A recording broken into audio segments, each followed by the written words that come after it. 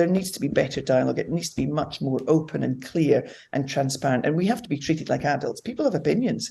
Scotland versus Ireland in the Rugby Six Nations later on. France condemned England to their heaviest home defeat ever yesterday. Let's talk to rugby correspondent Jill Douglas. Morning, Jill. Very good morning. Let's look ahead, shall we? Because Scotland versus Ireland, we're bracing for a classic here, aren't we? Yes, and hasn't the Six Nations delivered? Even yesterday, to see France play with such panache at Twickenham, and yes, it was a cruel day if you're an England rugby fan, but my goodness me, they're going to be something special when they get their home World Cup. And they were part of that incredible match that kicked off the Six Nations against Ireland on the opening weekend. Every weekend has delivered, and it's been very difficult to predict, not just winners, but scorelines and performances. And therefore, that's what adds a little bit of spice to this game at Murrayfield. On paper, of course, Ireland should be winning this. They've got a tremendous recent record against Scotland. They're the number one team ranked in the world. And Scotland lost their last fixture. However, we have seen the way that Scotland have played during this Six Nations, winning back-to-back matches for the first time in the Six Nations. So I think we're right to be excited about it. We're right to expect fireworks. And although the weather forecast looks a bit typical for a March Sunday afternoon in Edinburgh, I still think that it's going to light up the whole of the stadium. One preview of the match, Jill, that I read asked, is this the day when the Scotland team truly comes of age? Which I thought was quite an interesting way of putting it. What's your take on that? I think they need to win something. And for many of these guys, your Stuart Hoggs and Finn Russells, who've been around for the Gray brothers for a significant period of time, they need something tangible, not just the Calcutta Cup, not just a Doddy Weir Cup, something tangible to take away. And of course, a Triple Crown would be just that. That said, it will be a very tall order. But what a day for Stuart Hogg. I'm from Hawick, a little town in the Borders, which is steeped in rugby heritage, as is he. And he earns his 100th cap today in Hawick Rugby Club, where he started his career, of which I'm a lifelong member and fan, won the Scottish Cup, Scottish Premiership final yesterday against Curry. So what a boost for the town, and what a thrill for everybody to see young Hoggy going out to earn that 100th cap. And wouldn't it be something if he could do it with a Triple Crown? It's absolutely brilliant. Well, we're looking forward to that. So it's this afternoon, Scotland versus Ireland. Jill, just while we're speaking to you as well, we must sort of dive in, if we may, to the kind of story of the weekend, of the moment. And it is, of course, Gary Lineker, his suspension from Match of the Day. For how long, well, remains to be seen, I suppose. I wonder, just in your experience as a sports broadcaster who's worked for the BBC and for many others as well, in your analysis here, who has gone too far? Did Lineker go too far by tweeting his opinion, or has the BBC gone too far in its response? It's an interesting one, and I think it's just been mismanaged, really, if I'm being honest. I think Gary is entitled to have an opinion on many things. We all have opinions.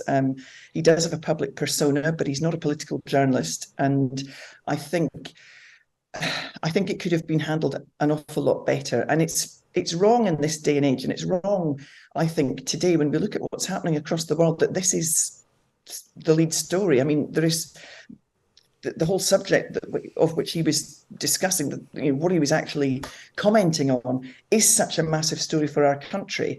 Yet here we are talking about a very much loved and professional sports broadcaster. I really admire the way that his colleagues have stood around him. I've got huge respect for him as a broadcaster and as an individual. But I think it's been so blurred, the guidelines. And what are guidelines? They're not rules. So, it should have been handled better. It could have been handled so much better. And instead of talking about that, we could have been talking about the real big issues that are facing us all. Yeah, it's such a good point. And just what you say about it being badly managed, it seems that there is just almost a inherent tension between certainly on-air presenters and BBC management at all times. Is that fair to say?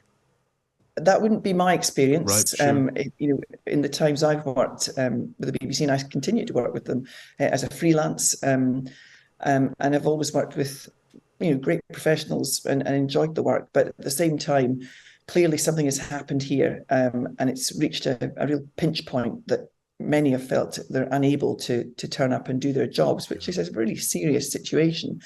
And I really hope it can be resolved very quickly so that we can focus on the sport and we can focus on the big stories that are affecting us. And and I hope to see Gary back with a mic in hand very soon. Yeah. Just on the resolution front as well, you mentioned the kind of difficulty around guidelines that aren't rules. Would that be helpful? Would that be beneficial if actually those were stricter, or at least more concrete, is perhaps a better way of putting it, that actually there were defined rules about what presenters can say? If you stop individuals who work in broadcasting and in all walks of life from having opinions, you're in a pretty dangerous place, I think. So, why are the guidelines there? Why do we have these pieces of advice and rules around our public personas? Is it because we're frightened that people will take undue influence from us? I don't know. I mean, we're all allowed to vote. We can talk about who we vote for.